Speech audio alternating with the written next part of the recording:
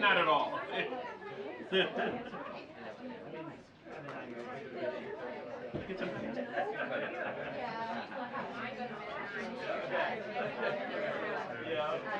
oh yeah, that's right. You mentioned, yeah. You're, I like to think of them all. I was just like looking for them.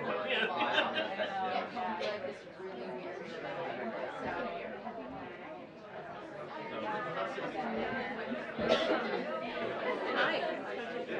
What'd you say? Oh, yeah. I know. I mean, I'm just kidding. I'm using it.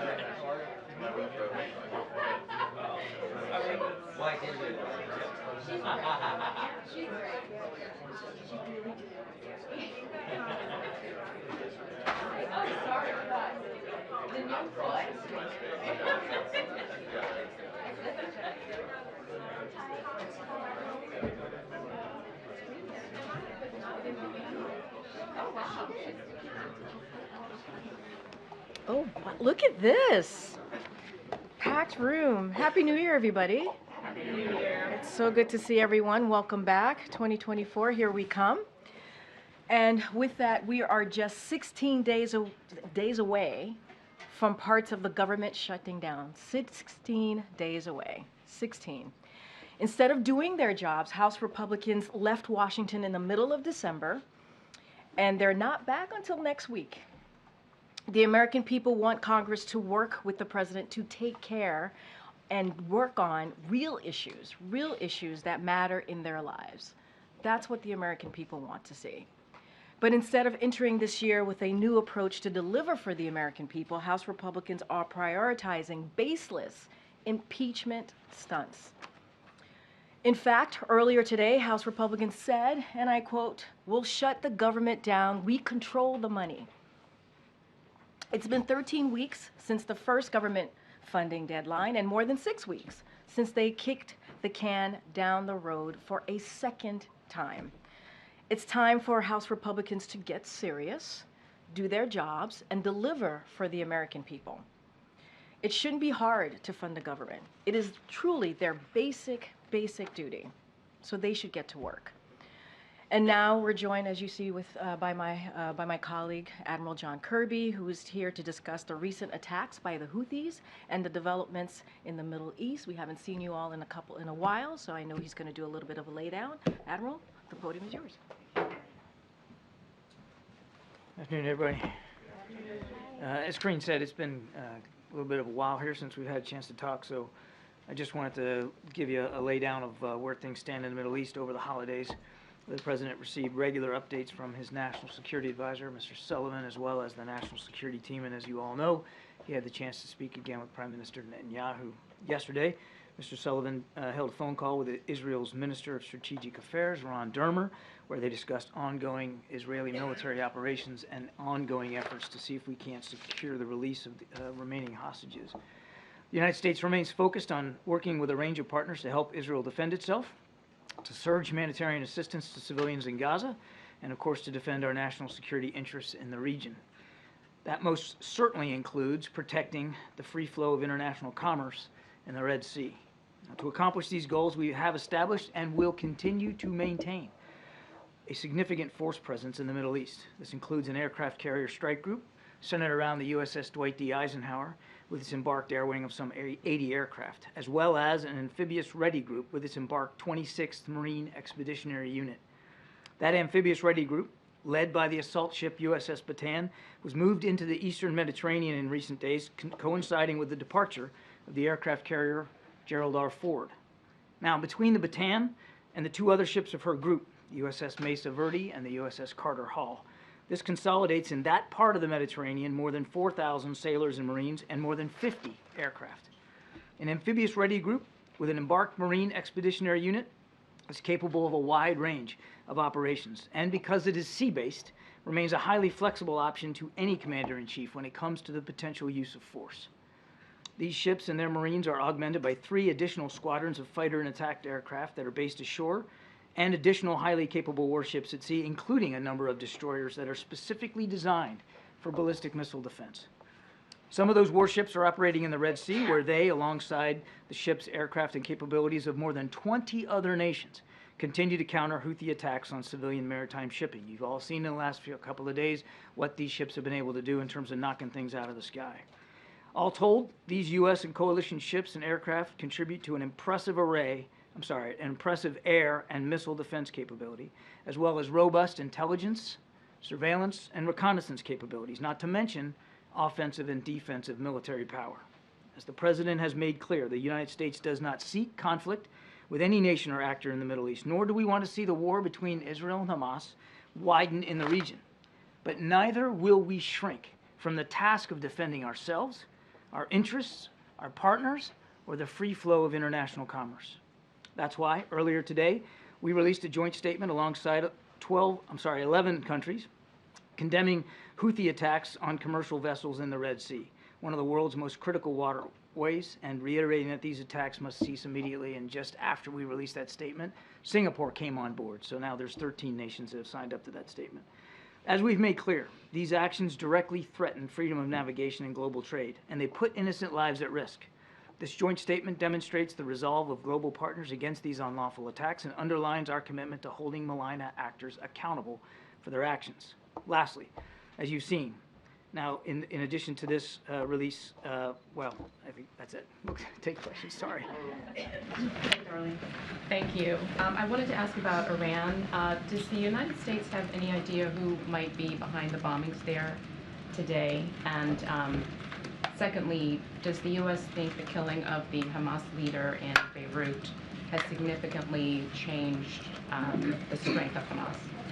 So on your first question, we aren't at a point now where we have a lot of great detail on this bombing. Certainly, our hearts go out to all the innocent victims and their family members who are obviously their lives are going to be forever changed by this. But we don't have any more detail in terms of how it happened or who might be responsible for it. On your second question, again, I would point you to our Israeli partners to talk more about this. We're again not in a position to confirm the specific reports. I would just tell you that al-Huri was a noted designated global terrorist, and if he is in fact dead, nobody should be shedding a tear over his loss. I know you said you don't have any great detail on who was responsible, but can you rule out that Israel had anything to do with this? We have no indication at this time at all that Israel was involved in any way whatsoever. No indication, but just to be clear, you don't think, did they support or assist in some other way? I'm not going to speak for another nation. I would just tell you that we have no indication that Israel was in any way involved in this. And given that this was the Soleimani anniversary, did you have any intelligence that something was being planned for this day? We certainly had no indications that there would be some sort of violence surrounding the anniversary of his death. Just to follow up on the Lebanon issue, is there any concern that that particular strike might expand the conflict regionally? Well, I would just say, Trevor, everything that we've done, in fact, the laydown I just offered of the force posture changes that the President has ordered in the region has been designed to prevent an escalation or widening or deepening of this conflict. As we've said before, we don't want to see it widen beyond Israel and Hamas, and again, we're going to keep working with partners in the region to prevent that from happening. Okay, and then on the Red Sea, you mentioned that joint statement that came out today and that Singapore has added their names to that as well. Yeah. But that is just, 13 countries total. That's smaller than the 44 that issued a statement in December. And, countries that you would think would be on that list, like France, are not. Is there a reason why that's not a broader group of countries that signed on? I mean, first of all, 13 other nations signing up to language like that, or 13 total nations, 12 others than us, I think is significant. Other nations can speak for themselves about their decision-making with respect to signing on to public statements. There are, as you know, many nations that are assisting us in Operation Prosperity Guardian in the Red Sea that don't want to be public, that are contributing capabilities, but they don't want it public. So I think you're seeing an increasing number of nations around the world, particularly as commerce in the Red Sea gets affected.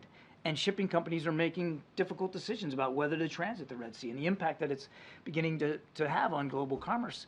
Countries are more and more becoming aware of this increasing threat to the free flow of commerce in the Red Sea by the Houthis, and are increasingly being willing to express their discomfort with that. John, thanks so much. Is it the White House's view that the elimination of Hamas is an attainable goal? What we've said before is, well, first of all, the Israelis should speak to their military goals. We have said that we absolutely believe they have the right and responsibility to eliminate the threat that Hamas poses to the Israeli people. Now, they have said for themselves, Peter, that the way they're going about that is really targeting infrastructure, tunnels and command and control nodes, as well as leadership. It is not that unusual or different approach than we took ourselves in places like Iraq and Afghanistan, going after the leadership network. I mean, you can certainly significantly degrade a terrorist organization's ability to operate, train, and conduct attacks by going after its leadership. You are probably not going to eliminate the ideology which underpins that group, and we've seen that in Al-Qaeda, ISIS, other groups. So let me be clear, there is a difference between language the U.S. has used in the past with the language degrade, to try to degrade the leadership and the ability to attack. So does the U.S., just to be clear, I understand Israel's role in this, does the U.S. believe the elimination of Hamas, though, is an attainable goal? We believe that it is absolutely an attainable goal for the Israeli military forces to degrade and defeat Hamas's abilities to conduct attacks inside Israel. It can be done militarily. Are you going to eliminate the ideology? No. And are you likely going to erase the group from existence? Probably not. But can you eliminate the threat that Hamas poses to the Israeli people? Absolutely. Okay, let me ask another question if I can. We've been talking about the Houthis here. We heard from Maersk and some of these other companies that obviously the Danish shipping giant that paused its operations in the Gulf of Aden and in the Red Sea. A lot of other shipping companies are either pausing or rerouting right now. How concerned is the United States that these shipping companies may be pausing or trying to find other routes or revisiting that region altogether right now, given the impact it could have on the United States in terms of supply chain, inflation, whatever else? Well, if we weren't concerned, we wouldn't have stood up an operation in the Red Sea now consisting of more than 20 nations to try to protect that commerce. The Red Sea is a vital waterway. A significant amount of global trade flows through that Red Sea, and by forcing nations to go around the Cape of Good Hope, I mean, you're adding weeks and weeks onto voyages, and untold resources now, expenses have to be applied in order to do that. Plus, it's just a more dangerous journey. So obviously, there's a concern about the impact on global commerce. Is this a pocketbook issue that Americans could be concerned about, given the supply We chain? haven't seen that effect yet. Is it at risk of being? It would depend on how long this threat goes and on how much more energetic the Houthis think that they might become. I mean, right now we haven't seen an uptick or a specific effect on the U.S. economy, but make no mistake, it is a key international waterway, and it can have an effect on the global economy. Thank you, Karine. Thanks, John. To follow up on the eradication of Hamas, does the U.S. know how many more members of Hamas are left to eradicate?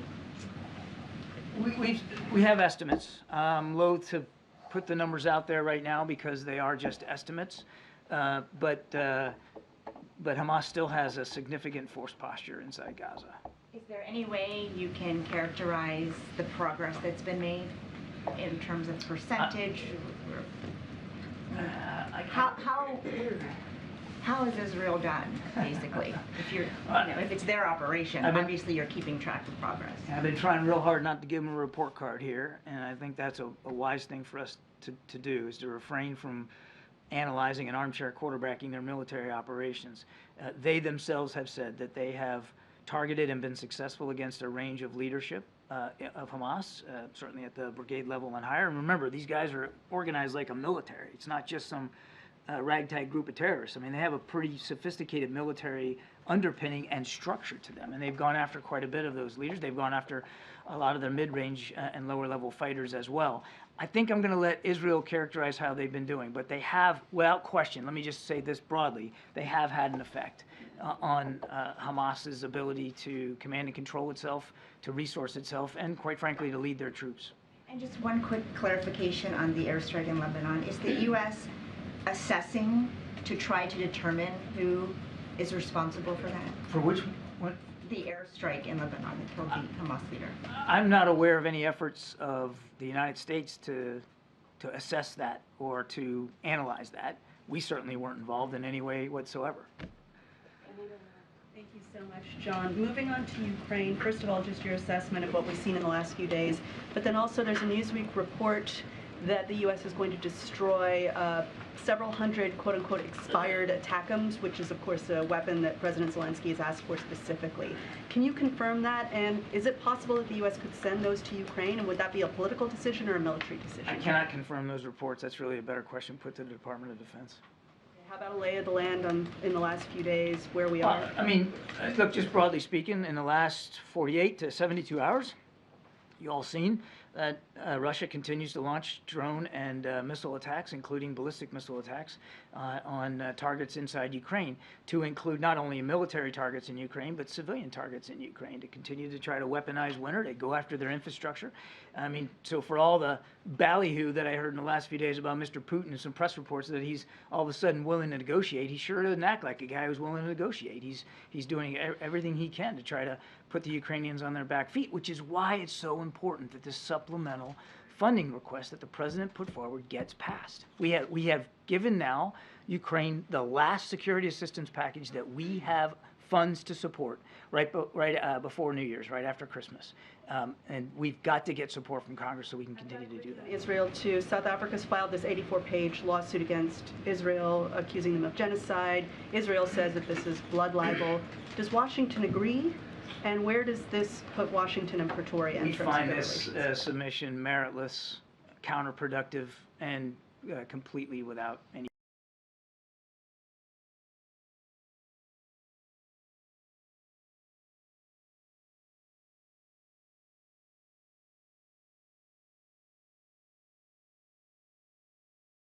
realistic and wise military objective? I think I just answered that with Peter. We don't believe that military attacks alone are going to eradicate an ideology. And it's not likely that you're going to get rid of every single. So in that sense, I mean, you still have to reconcile yourself with the fact that there may still be some Hamas around, even when your military operation is over. That said, what they absolutely can do is eradicate the threat that Hamas poses to the Israeli people. And you can do that by going after leadership. You can do that by going after their infrastructure. You can do that by going after their resource. And we showed that with respect to ISIS and Al-Qaeda. It can be done. ISIS and Al-Qaeda still exist, but they are nowhere near the kind of threats that they once posed. So it can be done militarily. A couple more on Israel. Maybe this came up on Jake's call, but do you guys feel like you have any path forward on Israel's decision to withhold tax revenue from the Palestinian Authority? And then do you have any reaction to the Supreme Court in Israel striking down the judicial reform package that the Prime Minister put forward? I know the President has weighed in on it previously. Yeah, I don't have any update for you on the tax issue. And on the judicial reform, we are going to be careful that we don't comment on the internal workings of a fellow democracy. What the president has said before stands today, which is, we want to see that as a vibrant democracy, any changes, any governance changes that our Israeli counterparts try to pursue are done with the broadest base of public support possible. And then, sorry, just real quick, before the break, Karine talked about a possible regulatory review of the Japanese purchase of U.S. steel, but I'm wondering if there's a national security component to that review, and if NSC or if you're aware of anyone on the national security side looking into it, As far as I know, there's no updates to that review, and obviously anything like this, I mean, we carefully evaluate the degree to which there is a national security component, and we'll do that in this case, but I don't have an update for you. John, can you give us an update on the hostage situation in Israel and the kind of the status of the talks with the Qataris and others to to move that forward? Is it the U.S. opinion that it's at this point pretty much stalled, or is there some hope of reviving that in the near future? Well, there's always hope, and we're not going to stop hoping to try to get all those hostages home. What I can tell you is that the conversations are ongoing, they're real, and we are pursuing them with the same sense of energy that we were, a month or two ago when we were able to get some 50 hostages out. I would tell you that I don't have any specific progress to report today, but we're not gonna stop talking about it. We're not gonna stop working on it, and we're not gonna stop engaging our partners. Is there any new talks scheduled with McGurk or anybody else in the region? There have been ongoing communications. I mean, I don't have anything on Brett's schedule to speak to specifically today. I think you can expect that he will be, as he has been, constantly engaged on this, as will David Satterfield on the ground. But it's an ongoing conversation. Just following up on that, John, when Prime Minister Netanyahu said yesterday that Hamas had given some sort of ultimatum on the hostages front, do you know what he was referring to? I don't. On a separate topic, I wonder what you made of Hassan Nasrallah's speech today. We are not scared of war. Does the U.S. hear that as escalatory or pretty consistent with what we've heard recently? I think we're going to judge actions and not words. We haven't seen Hezbollah jump in with both feet to come to Hamas's aid and assistance. We continue to message privately and, of course, publicly with y'all that we don't want to see this conflict widen. We don't want to see a second front opened on the north. We don't think that's good for the region, certainly not good for the Israeli people, and we're going to continue to deliver that message. On migration, Denver's mayor this weekend told CBS that his city needs arriving Venezuelan migrants to have the ability to work. Is the administration open to extending temporary protective status for Venezuelans who arrive after that July 31st date that you all set? I don't have an update for you on that. You probably should talk to Secretary Mayorkas and his team at DHS, but that's not something I would have an update for. Thanks, Karine. John, you mentioned the last aid package for Ukraine. If there's no deal with Congress, what happens once that's exhausted? I mean, will shipments of weapons just stop? They'd have to. They'd have to. We have. The president signed out the last security assistance package for which we had replenishment authority funds. That's it. We need the supplemental pass so that we can provide additional security assistance to Ukraine. Now, there's always a lag of days, if not weeks, each time we sign out one of these packages. So the things that were signed out on the 27th have not all been delivered to Ukraine. That will come in coming days and weeks. But after that, absent supplemental funding, there's no other magical pot to dip into to try to get support for Ukraine. So there's no other pools of government weapons that could be used temporarily and then refilled later? I'm not aware of any Band-Aid fix that can be done. I mean, I don't want to get ahead of the decision-making process here. I mean, we're going to do what we can to continue to support Ukraine. But in terms of the kinds of security assistance that we've been able to provide and the frequency with which we have provided it every 2 weeks, that ended on the 27th when we submitted our last one for the year, the last one that we had funding applied to. Working out good, Nadia. Thank you. A follow-up on a question. John, you just said that you have no indication that Israel is behind the assassination of Saleh Haruri. But Israeli cabinet ministers and Israeli officials are on the record saying that they are going to go after Hamas leaders. They're going to assassinate them just like they did in the 70s after Munich.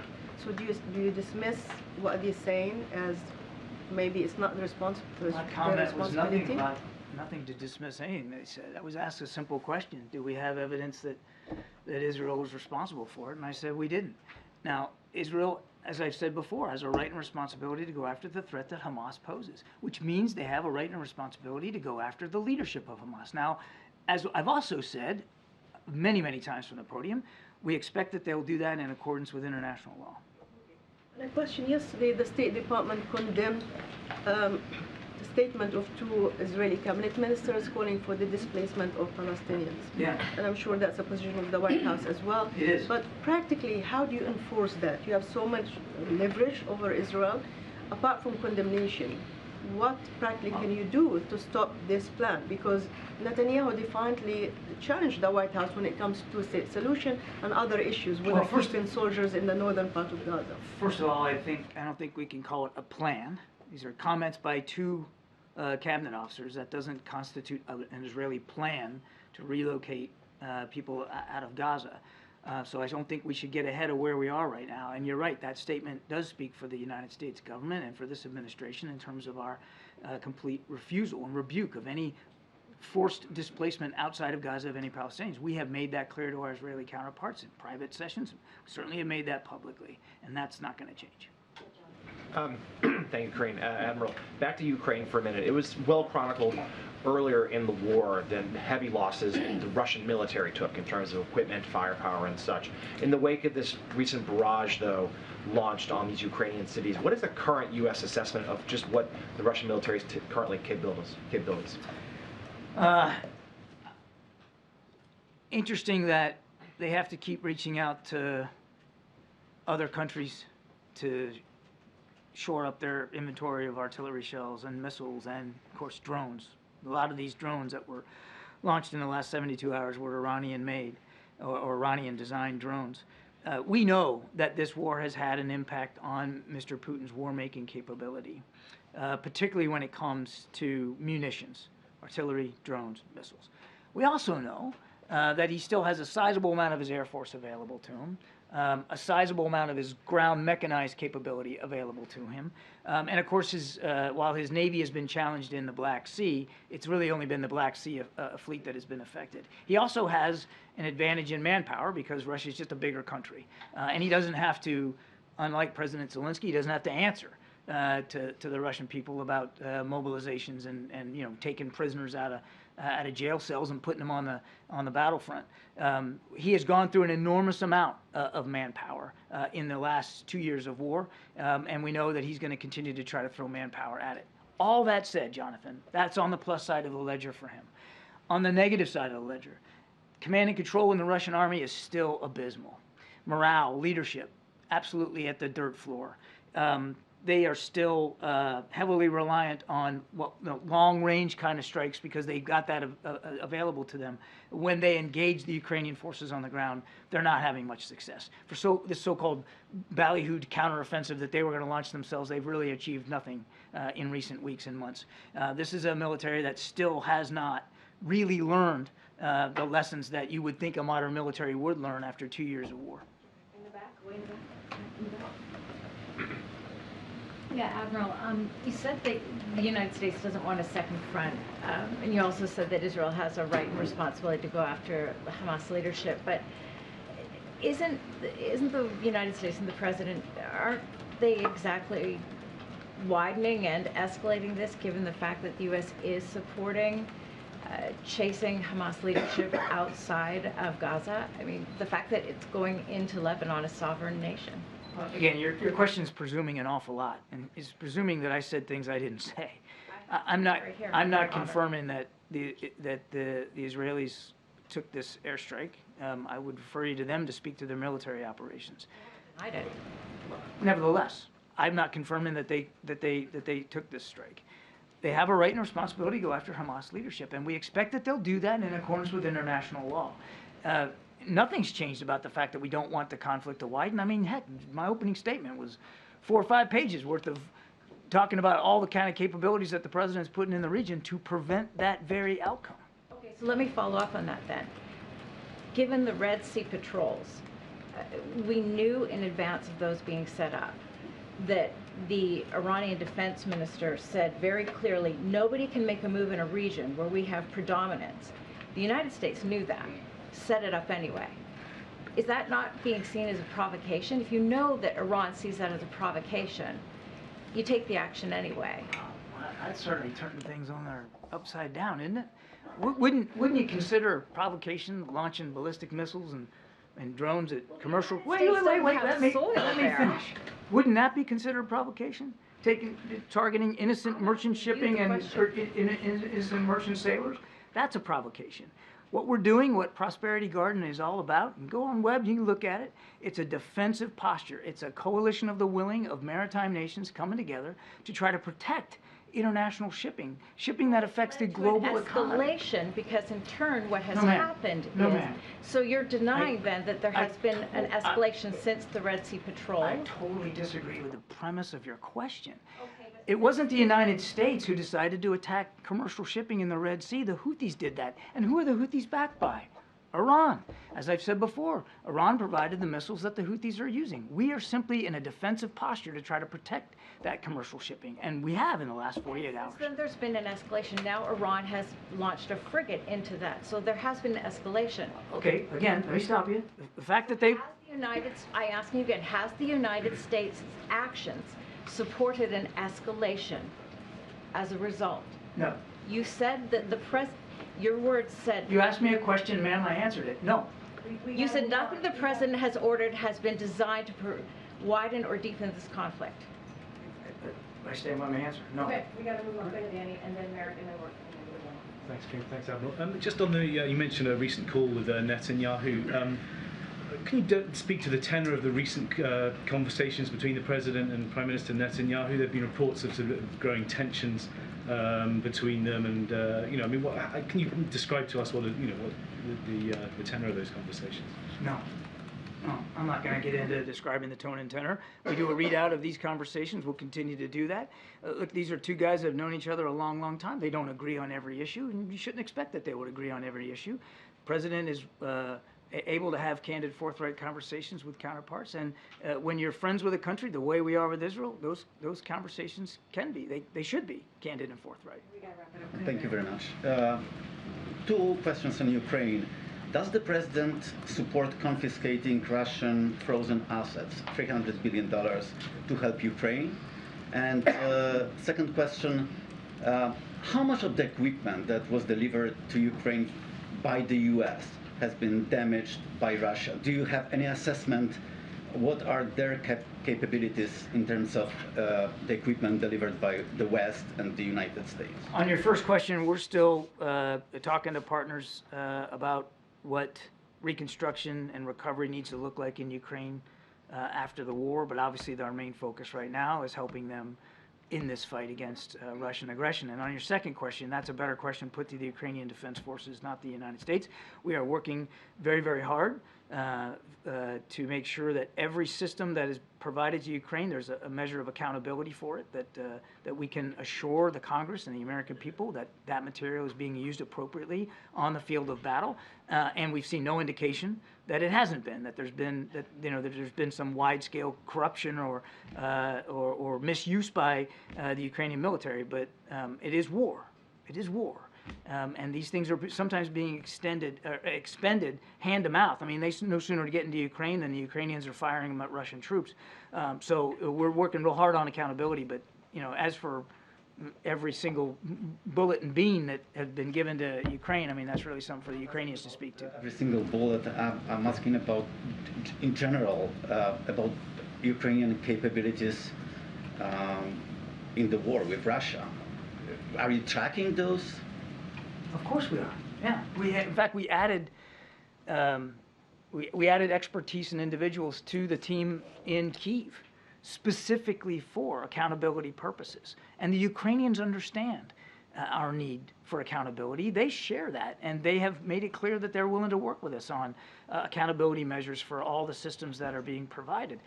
I would just tell you, broadly speaking, without speaking to every single artillery shell, the kinds of material we give Ukraine is given to them with thoughtful deliberation based on what they say they need in the moment and in coming weeks. And we've seen that with every package that we've delivered. Number two, as I said, in many cases, this stuff is going right from the trucks and the trains to the hands of a soldier on the battlefield. Not everyone, but oftentimes it's that fast. They are using these things appropriately in defense of their country. Thanks, Admiral. Thank you. Appreciate it. Thank you, John. Yep. Thank you so much. Okay, Darlene, good to see you. You want to reset us and start us off again? Sure, good to see you too. For the first time in the U.S., there are wind turbines that have sent electricity to the grid. There's a wind farm off the coast of Massachusetts. It delivered some power just before midnight on Wednesday. It's a project the Biden administration had signed off on, and I was just wondering if the president supports this kind of energy. Is he aware? Any reaction that you can share? So I don't have a reaction for you at this time. I would have to get back to the team, and I certainly have not spoken to the president about this particular issue. As you just stated, that is something that we are, when it comes to wind turbines. You've seen the president visit many of manufacturing factories where they are certainly leading with that and manufacturing those wind turbines. So certainly that is part of our climate change, certainly an initiative, clean energy. So that's certainly something that we have been very much backing and supporting, but that particular issue I have not touched base with the president about. And then two other quick ones. Will the president have a public schedule tomorrow or Friday? I don't have anything at this time for you. As you know, he will be traveling on Saturday for January 6th to Pennsylvania. That is something that the campaign is putting together. So if you have any specific details, we'll certainly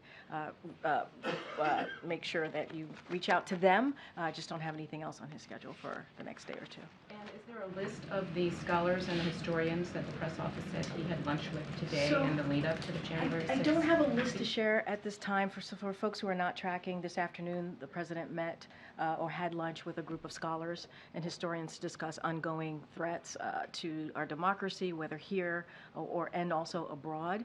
This is something that he tends to do, especially as we head towards an important day like January 6th. So it's something that it is commonly done. He's done it. He's met with a diverse group of historians before. I don't have a list to provide to you at this time.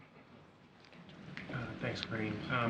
On the scholars and historians meeting, that statement referenced threats to democratic institutions in the country. Does the president think that there are any specific policy changes that are needed to strengthen institutions ahead of the elections? I don't have any policies to announce or preview for you at this time. Look, the president has always been clear. I've been clear from this podium as well. What happened on January 6th was unprecedented, an attack on our core principles, an attack on our democracy. What we saw was an attack on our rule of law, attack on our Constitution. We saw the Confederate flag in the middle of the Capitol building. It was a terrifying and horrific day, and a dark day in our history, sadly. But I just don't have, as far as policy-wise and our strengthening our institutions, don't have anything to share at this time. But specifically, does he think the United States is ready to have free and fair elections in November? Well, we have to. I mean, that is what we need. We have to. That's what the president believes in, right? He believes in having a democracy that works, on having a free and fair election. That's something that he has spoken to, obviously. But I don't, as far as our policies for our institutions, announcing any new policy, I don't have anything just announced at this time.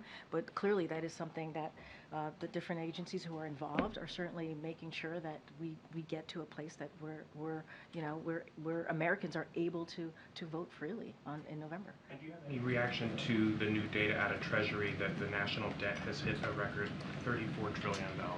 So yeah, if you look at that data, it's a trickle. There's a trickle down debt. If you think about it, Republican tax cuts are responsible for about 90% of it. Of the increase in the debt as a share of the economy over the last 2 decades, excluding emergency spending. And so, as we know, you've heard me say this, you've heard the president speak to this, of what he has done to certainly lower the debt. He signed a legislation to lower the deficit by $1 trillion, right? When you think about the Inflation Reduction Act, that's going to lower prescription drug costs and cracking down on the wealth tax cheats that we've seen. And then his agenda would cut the deficit another $2.5 trillion by making the wealthy pay their fair share. So that is what the president has done. What we've seen on the other side is the complete opposite. What they've tried to do is continue to give a tax break to the millionaires and the billionaires, and that what they have actually put forward would add more than $3 trillion to the debt. So that's what that data shows us, and that's what we have done to try to make sure. And the president has been very, very deliberate about this to make sure that we do everything we can to certainly deal with the debt. Get him, Jen. Thanks, Karine. Has the president been briefed on the imam who was shot and wounded outside of a New Jersey mosque this morning? Obviously, there's serious concern about this having been an act that was driven by Islamophobia. Just wondered what the White House So we're aware of the shooting of the imam outside of the New Jersey mosque, as you just laid out, and certainly we're praying for his speedy recovery. Local law enforcement are all hands on deck, obviously, and is investigating, and we hope that they're able to complete their work soon. I don't have anything else. I would refer you to the FBI on any specifics, and I have not spoken to the president, but obviously we are aware of it. And just given that this is the first briefing of the new calendar year, is there a way in which you could sum up sort of what the president's top priorities are as we head into a new year, particularly given that this is the last year of his first term? So look, the way that we see the president's, even the president's first 3 years, he's done more in the first 3 years than presidents have done in the first 2 terms, or their first 2 terms, in their 2 terms of their presidency. And that is, if you think about historic pieces of legislation, whether it's infrastructure, whether it's Ships and Science Act, whether it is, is it the Inflation Reduction Act, as I just mentioned, which is historic in nature, as we talk about clean energy and lowering prescription drugs, that is incredibly important. And what we need to do, and what the president wants to focus on, is implementing those, right? Continuing to implement those really key important legislation. That's what you're going to see the president do. Last year in his State of the Union, you heard the president speak to finishing the job, and so that is something that he wants to continue to do, right? Whether it's making sure we have veterans, making sure that unity agenda that he talked about, making sure that we're focusing on our veterans, focusing on getting fentanyl off the street, focusing on how do we deal with cancer. Those are the things that the president's going to continue to talk about. And one of the very important things in the Inflation Reduction Act is that insulin cap at $35 for adults. He wants to make sure that happens for all Americans. So there's a lot to work on. We saw the data coming out of 2023 on the economy and where the economy is headed, and how Bidenomics we believe is working because of that data. And so there's still a lot of work to do, and that's what you're going to see from this president. Is the emphasis heavily on implementation as opposed to there being other pieces of legislation that the White House is hopeful? I mean, look, I think when he talks about the unity agenda, there's more things to be done, right? There's more work to be done that continues on the historic, I think the historic first term that the president has had. So certainly there are more things to be done, but implementing those historic pieces of legislation is important as well. Secretary Mayorkas has obviously been up on the Hill negotiating this deal, trying to hammer out something on the border, but at the same time the House is formally beginning impeachment proceedings against him. Do you have any concern that this will complicate a deal that could hurt negotiations, especially as we're up against the clock here? So I kind of addressed this at the top, how baseless it is and how they're wasting their time on impeachment proceedings that make no sense. And that's not what the American people want them to focus on. And that's certainly, we see that from House Republicans, obviously, and it's a political stunt. It's baseless. It's purely baseless. And instead of coming together to deal with potentially what's going to happen on January 19th, a shutdown, instead of dealing with that and really keeping to their word of that bipartisan agreement that the president did and made back in 2023, and keeping that deal, 2/3 of House Republicans voted for that. We saw bipartisan support in the Senate. And what they're doing is they're not doing their job. They're focusing on something that Americans do not want to see. They want us to deliver on things that matter to them. But regardless of that, are you concerned that the fact that they are taking this action, even if you disagree with it, that it's going to make this more difficult, that it's going to complicate all of this? We think it's baseless, and we think it's a waste of time, and we think it's not the focus that they should have. That's not the focus that Americans want them to have. And so, look, we were able to come together, when you think about the budget, when you think about where we're headed potentially on the 19th, to come with a bipartisan agreement to keep the government open. That was done in a bipartisan way. 2/3 of House Republicans voted for that. So we could get this done. They agreed on it. But yet they want to focus on something that is not going to keep the government open, that's for sure. Okay, Karine. Last night the president said that he needed more money to protect the U.S. southern border. Give me the money. Does he think it's a lack of money, a lack of funding that has led to the current situation at the border? I mean, look, it's certainly there's a reason. Let me step back for a second. If you look at the national security supplemental that the president put forward, he put border security in there, right?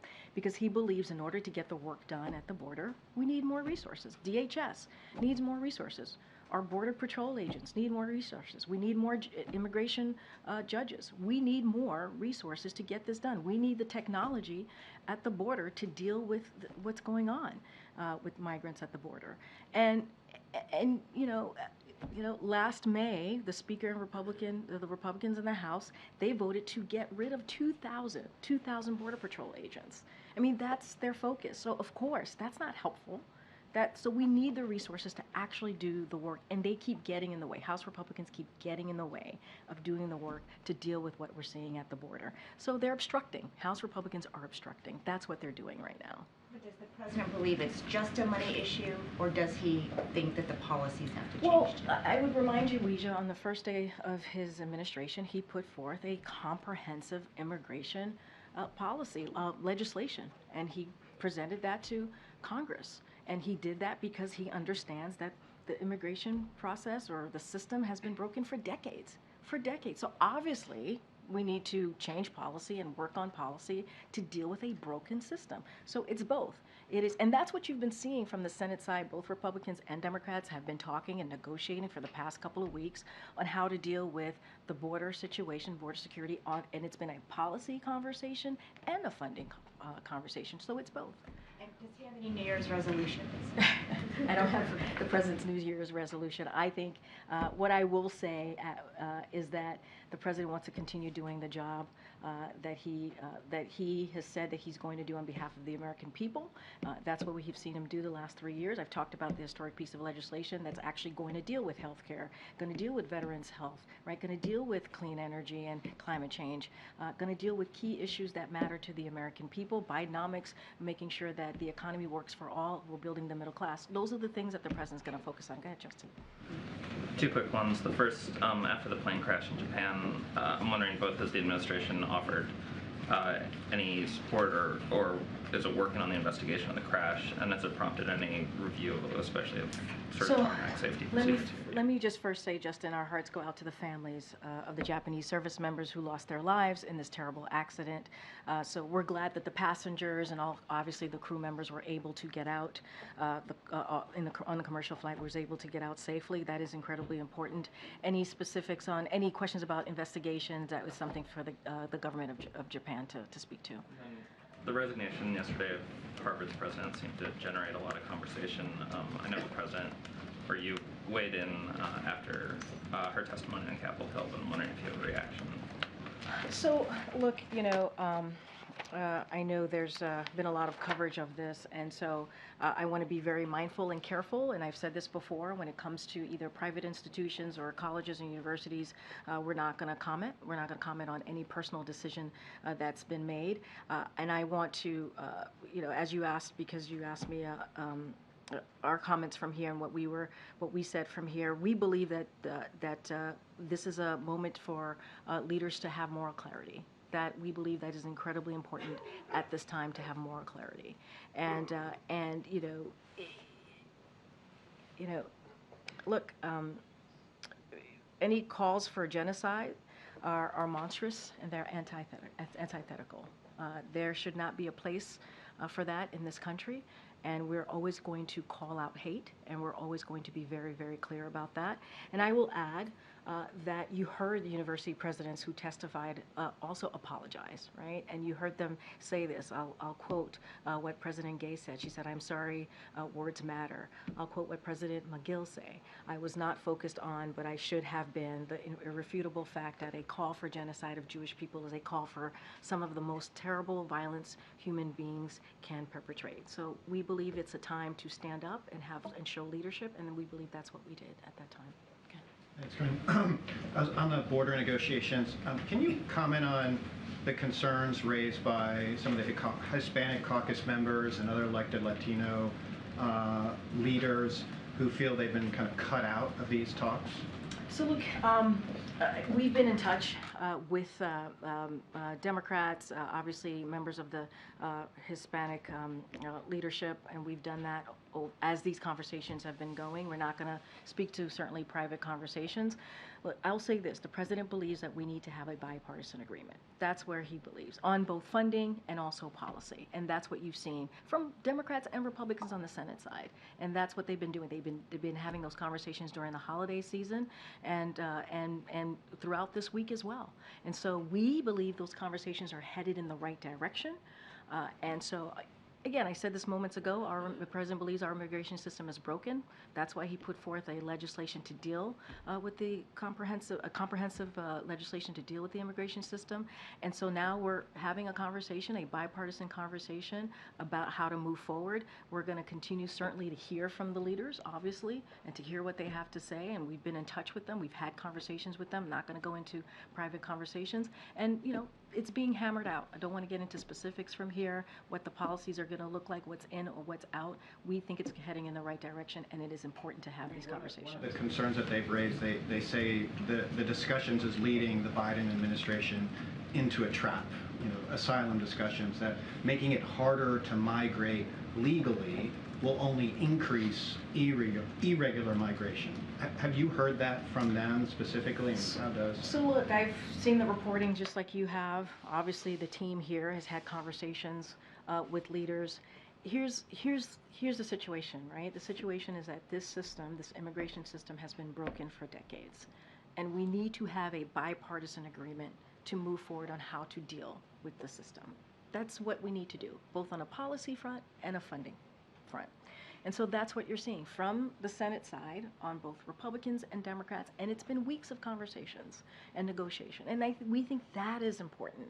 That's the only way we're going to be able to deal with this issue. And it's headed in the right direction. I'm not going to get into asylum. I'm not going to get into asylum policy. I'm not going to get into specifics. And so I'm just going to have to leave it there, obviously. Go ahead, Michael. Thanks, Karine. The House committee is moving ahead with impeachment proceedings against Secretary Mayorkas.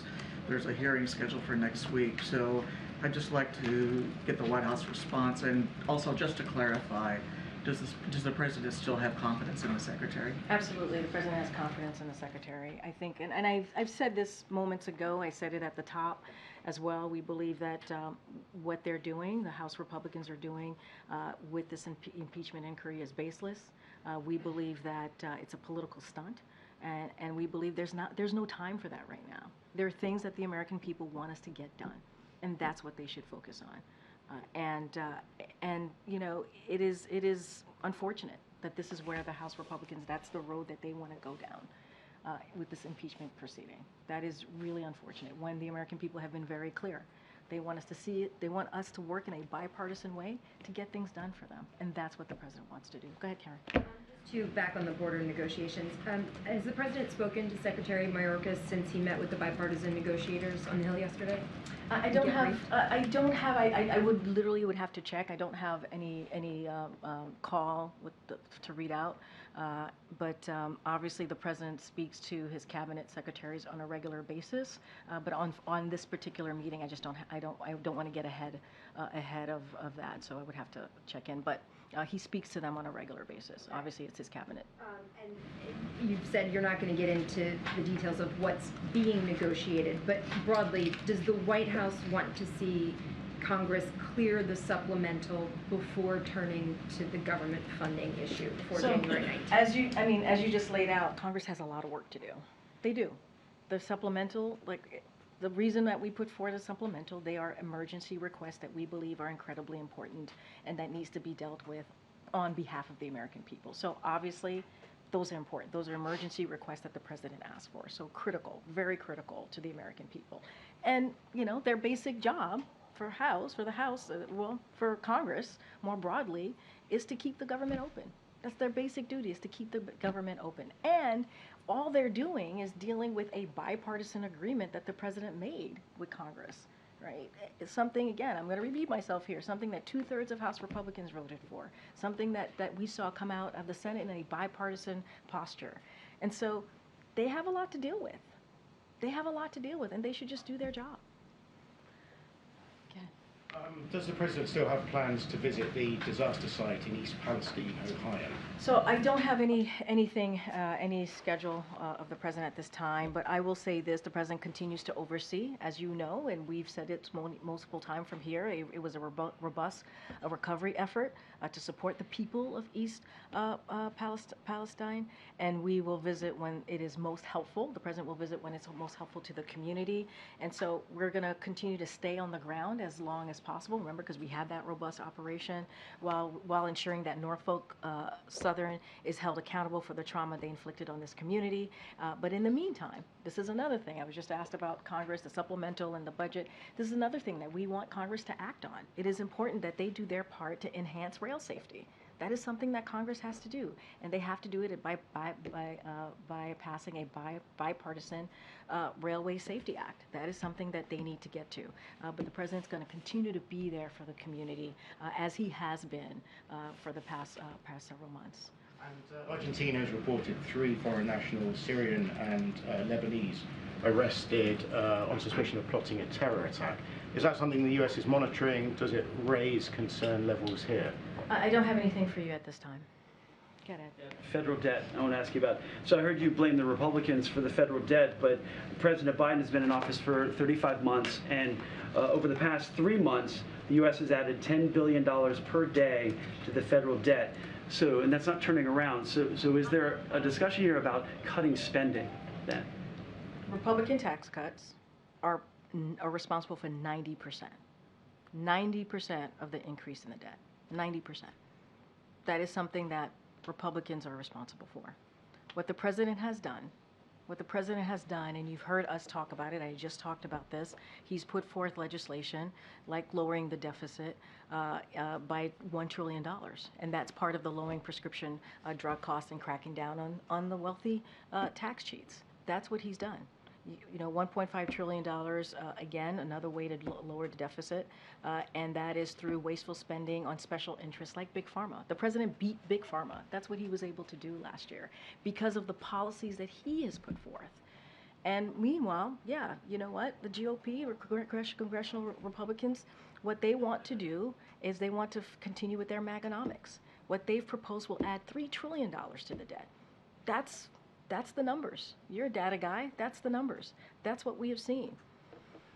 Real quick, also on the border, the Vice President is in Los Angeles. Went to Los Angeles to Las Vegas today, and the House Speaker is along the border. Does the President still have confidence that the Vice President can get to the root causes of the migration to stop the flow?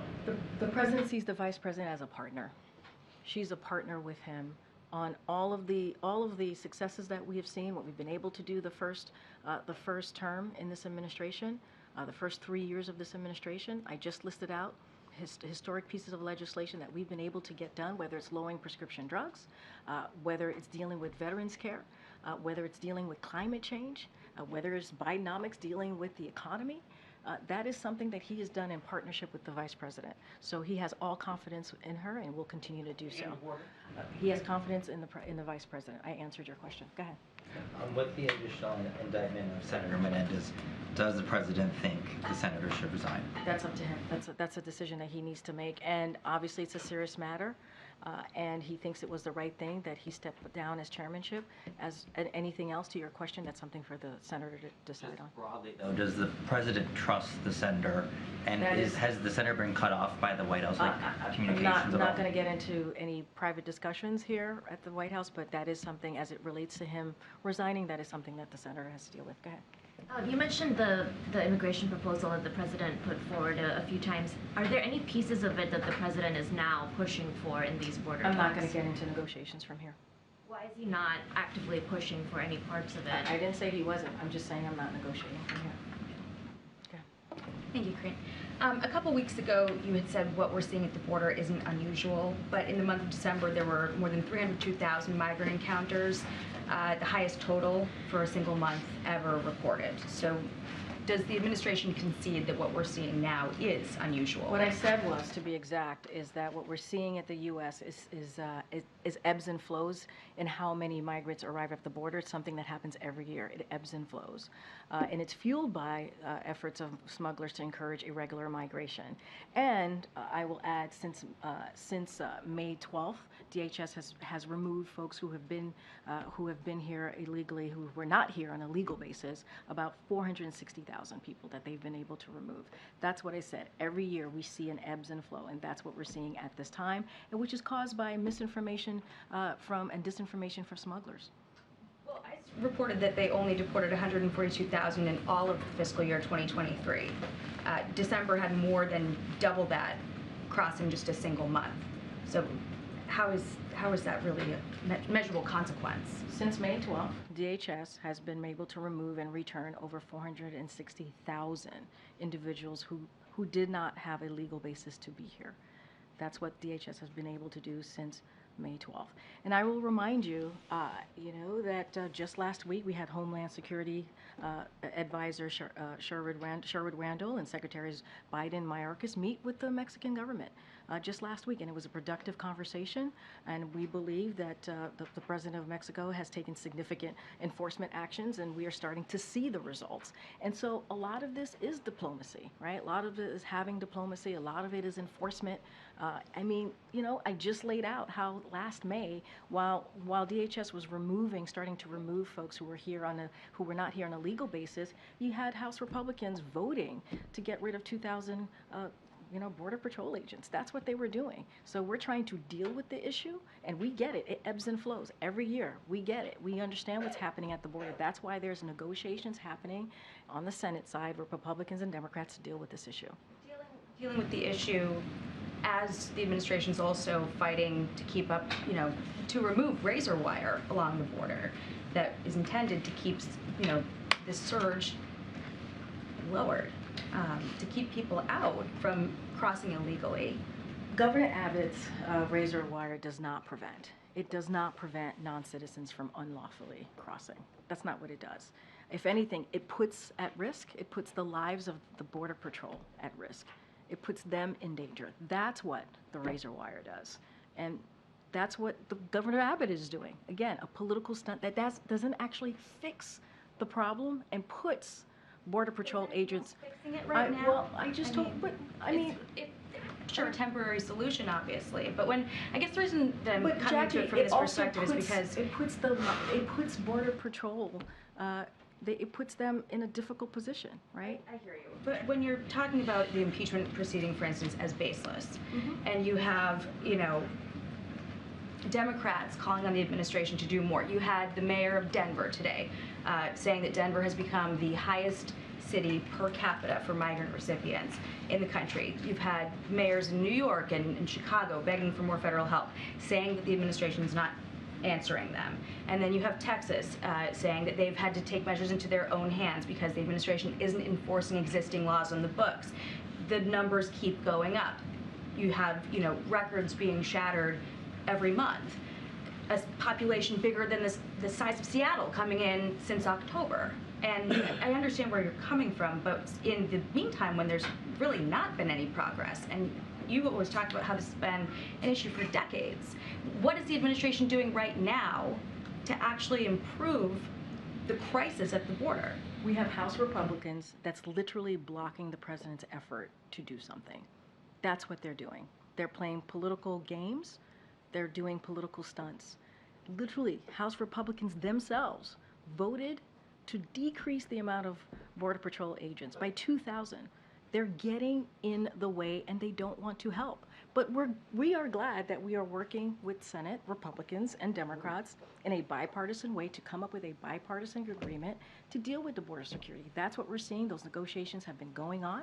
They're continuing this week, and we really do hope that we come to a place where we can talk about a bipartisan agreement where we can deal with the funding and the policy. And House Republicans are getting in the way. That's what they want to focus on. That's where they see there could be the most effective, and that's not what we believe. That's not what the American people want. Go ahead, Peter. Just to be clear, how does the razor wire put Border Patrol agents at risk, Karine? The Biden administration themselves said that the agents have been cutting the wire to provide medical assistance to migrants or to apprehend migrants who have already crossed into U.S. territory. Well, let me be more clear. It makes it more difficult. It actually makes it more difficult for Border Patrol to apprehend those who do cross. So I'm going to be just clear that up a little bit. It makes it just makes it just to be more clear. It does make it more difficult for them to do their jobs, right? It does. A quick last question, if we can. President Biden obviously campaigned on the idea of being a bipartisan leader, the ability to work together. One of his biggest successes, the White House would say, would be the infrastructure law right now, $1 trillion. It was approved with the support of Democrats and Republicans. Right now, there's a new Republican House Speaker. President Biden hasn't had a one-on-one meeting with him yet. Many weeks have now passed. Is there any indication when that would happen, and what's precluding the president from saying, Speaker Johnson, come to the White House, let's sit down and talk about this?